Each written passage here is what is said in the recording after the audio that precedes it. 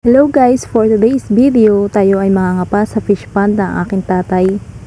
Hindi na nga po tayo nagpaalam dyan, tayo mangangapa na lang. Ang kakapain po natin dyan ay lukan. Yan po, medyo na ambon-ambon pa pero carry naman.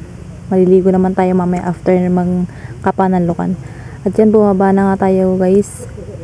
Kakapain po natin dyan ay yung mga lukan na ating nilagay dyan. Dahil po pag tayo nangunguha ng lukan sa lalao, may nakukuha po tayo maliliit.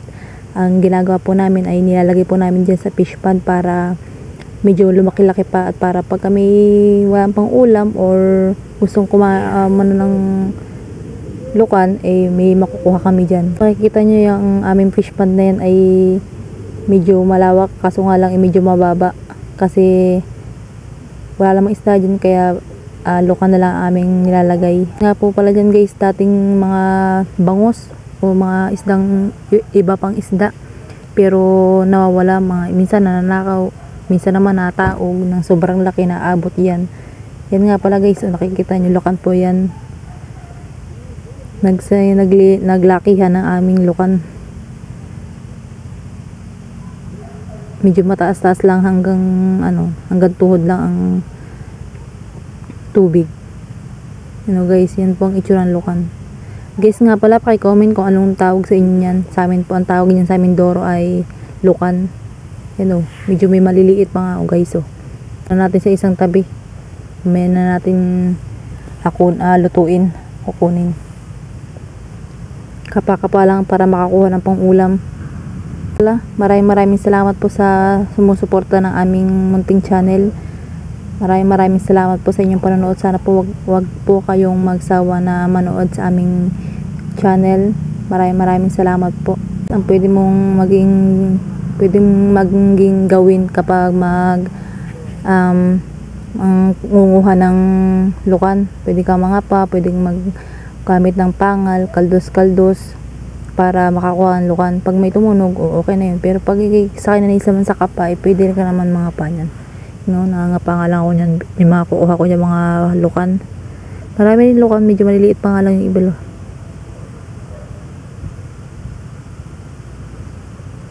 Kapa lang. Hindi na nga tayo nagpaalam na kay Papa. Kung makikita nyo, yan. Buawin ang tawag yan sa mga bukan na lukan na wala ng laman. Buaw po ang tawag sa amin yan. Inamoy pa kami kung anong amoy Guys, kung matitikman nyo yung lukan na yan, masarap po yan, lalo na kapag ginataan o kaldereta. Basta pwede rin iprito, depende po sa inyo kung anong gusto nyong luto dyan sa lukan. Pero masarap po yan. Ang ginagawa nga lang po dyan sa lukan na yan, para lutuin, pinapasukan muna kung gusto nyong pasukahin para kinabukasan nyo lutuin para mas masarap o mawala yung mga niya, makasuka ba.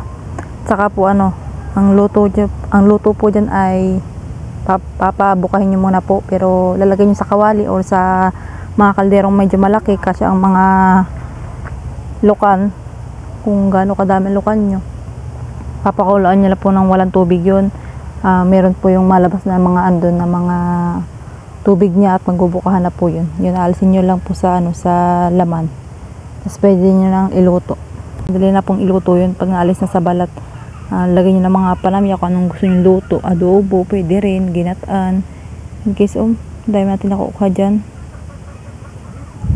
Sinisilip ko nga dyan si Papa. Baka ako'y madatnan. Sino kaya larong bata din at bakit naglabo ang fish pond. And guys, anong tawag sa inyo yan? Ang tawag po sa amin yan ay bagungon. Yan parang ka mag-anak ba ng suso? Bagungon.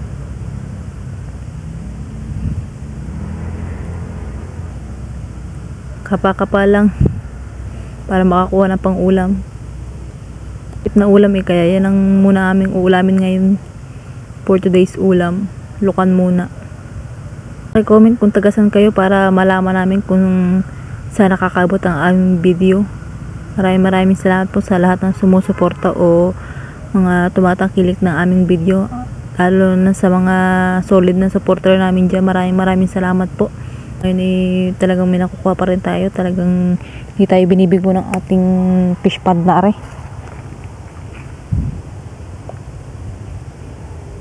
More kuha, more ulam. Yan o, ginagawa din namin dyan. Ang ginagawa ko din dyan ay kahit pangkapa din. Yun o, meron pang mga kahoy-kahoy. Pa lang, para magkaulam. Sakit lang sa pagkailangan nga pa. Sakit lang sa bewang. Nakakangalay ba? Okay, so nakikita nyo yan, laki ng aming fish pond pero walang isda. Pero guys, merong hipon yan. May lamang hipon or sugpo. So mamaya makikita rin pa ako, bakit kaya labo? Okay, so parang gusto ko nang sumayaw dyan pero walang tugtog. Sensya nyo na nga pala at minsan lang tayo makapaglapag ng video kasi nga po laging ulan ng ulan, tapos may work pa tayo, kasama natin ang ating partners sa video. Guys, hanggang dito na lang. Maraming salamat po sa suporta. Yan lang po amin naman kuha, pwede na yan guys. Maraming salamat po. Hanggang dito na lang po. Maraming salamat. Bye bye. God bless sa ating lahat.